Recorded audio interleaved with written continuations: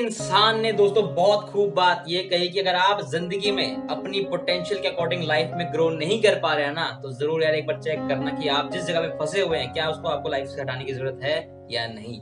दोस्तों मैं मयंक आपका एक और बेहतरीन वीडियो में स्वागत करता हूँ, जहाँ पर एक बहुत बेहतरीन कहानी के थ्रू मैं आपको ये बताने वाला हूँ कि जिंदगी में ना कभी कभार ना हम अपनी पोटेंशियल को रियलाइज नहीं कर पाते, लेकिन जब हम बाद में रियलाइज करते हैं शायद बहुत ज्यादा टाइम हो जाता है। तो इसलिए सही टाइम पर उस बेकार काम को जिंदगी से हटा देना चाहिए जो हमें हमारी पोटेंशियल तक पहुंचने तक रोक रहा है।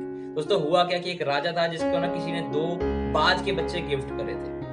अब वो जो बाज के बच्चे थे वो बहुत ज्यादा अच्छी नस्ल के थे, तो राजा ने कहा कि एक ऐसे आदमी को बुलाया जाए जो इन दोनों की ना अच्छे से केयर करेगा और इनको बहुत तगड़ा बना देगा। अब एक ऐसे आदमी को बुलाया गया जिसने बाज की बहुत अच्छी केयर करनी शुरू कर दी, और हुआ क्या कि थोड़े टाइम बाद वो बाज ना अच्छी खासी लेंथ की हो गई, अच्छी खासी चौड़ाई की हो गई, बिल्कुल ही बहुत ज्यादा बढ़िया हो गई। तो राजा का अचानक से मन हुआ कि क्यों ना अचानक से आज मैं जाऊं और अपने बाजों को देख के। तो राजा जब वहां पर पहुंचा जहां पर बाजों को रखा गया था, तो राजा वहां पर जाके देखता क्या है कि जो उसके बाज बहुत ज्यादा सुंदर बन चुके हैं और ज्यादा कमाल के दिख रहे हैं।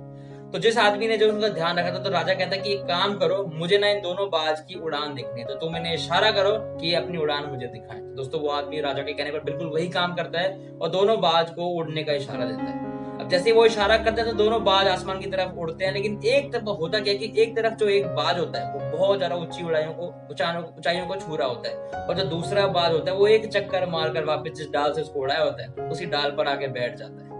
अब ये चीज राजा को कुछ समझ नहीं आती, उसको बहुत कुछ अजीब लगता है। तो वो उस आदमी से कहता है कि भाई एक बात बताओ कि एक बाज तो जब उड़ा तो आसमान की ऊंचाइयों को छू कर वापस आया, और एक थोड़ी सी ऊपर जाते घूम कर वापस इस डाल पर आके बैठ गया, ऐसा क्यों? तो जो वो आदमी होता है कहता है कि हुजूर ये इस बाज की स्टार्टिंग से ही प्रॉब्लम है। जब भी मैं इसको उड़ने का इशारा देता हूँ कि वापस उड़कर एक चक्कर लगाकर वहीं आके उस अपनी जहां डाल से उड़ता है वहीं आकर बैठ जाता है, उससे ऊपर ही उड़ने की कोशिश करता ही नहीं कभी। और दूसरा जो बाज है वो ऊंचाइयों को छू कर वापस आता है।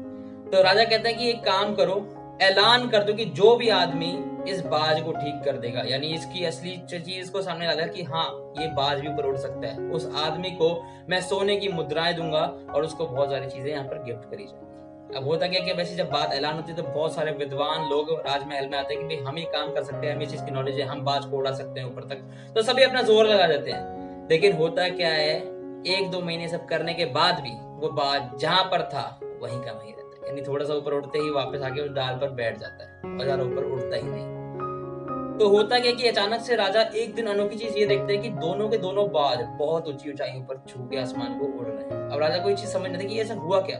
तो वो पूरे राजमहल में ऐलान करता है कि भाई जाकर ढूंढ के उस आदमी को जिसकी वजह से ऐसा हो पाए। तो जब पता चलता है कि वो एक किसान है, तो राजा उसको अपनी महल में बुलाता है और पूछता है कि भाई एक काम करो, इस किसान को तुम सोने की मुद्राएं दो और उसको थोड़ी भेंट दो। जब वो उसको भेंट देता है तो राजा उससे कहता है कि भाई एक बात तो बताओ, तुमने ऐसा किया कैसे? क्योंकि मैंने तो बहुत विद्वानों को यहाँ पर बुलाया था जिसको ये बात को ठीक कर सके, लेकिन किसी से भी ये काम नहीं हो, तुमने ऐसा किया कैसे? तो किसान बोला कि देखिए राजा साहब, मैं कोई ज्यादा विद्या तो जानता नहीं, कि मैं एक मामूली सा किसान, मुझे क्या पता होगा विद्याओं के बारे में कि कैसे इसको उड़ाया जाता है। मैंने तो सिर्फ एक काम किया कि जिस डाल पर ये बैठा करता था मैंने उस डाल को ही काट दिया, और अब जब वो डाल ही कट गई तो ये ना चाहते हुए भी इसको अपने दोस्त के साथ ऊपर उड़ना ही पड़ेगा और वापस आने का इसके पास कोई चारा ही नहीं। तो दोस्तों कहानी बहुत सिंपल सी थी, बहुत छोटी सी थी, लेकिन ना बहुत बड़ी सीख इस कहानी ने हमको ये दी कि ना बहुत बार लाइफ में यही तो होता है, हमारे अंदर ना बहुत ज्यादा पोटेंशियल होता है, हम बहुत ज्यादा जिंदगी में बड़ी ऊंचाइयों को छू सकते हैं, लेकिन जिंदगी में ना एक ऐसा काम होता है जो हम कर रहे हैं जिसके हम बहुत ज्यादा आदी हो जाते हैं। इस काम की वजह से ना हम अपने आप को, अपनी रियलिटी को पहचान नहीं पाते कि हाँ हम भी जिंदगी में इतना बड़ा कुछ हासिल कर सकते हैं, वो हम भूल जाते हैं बिल्कुल ही। तो आपको ना डिसाइड जिंदगी में आज ये करना है इस वीडियो के बाद कि क्या वो जो काम है वो आपको अपनी पोटेंशियल तक जाने भी देगा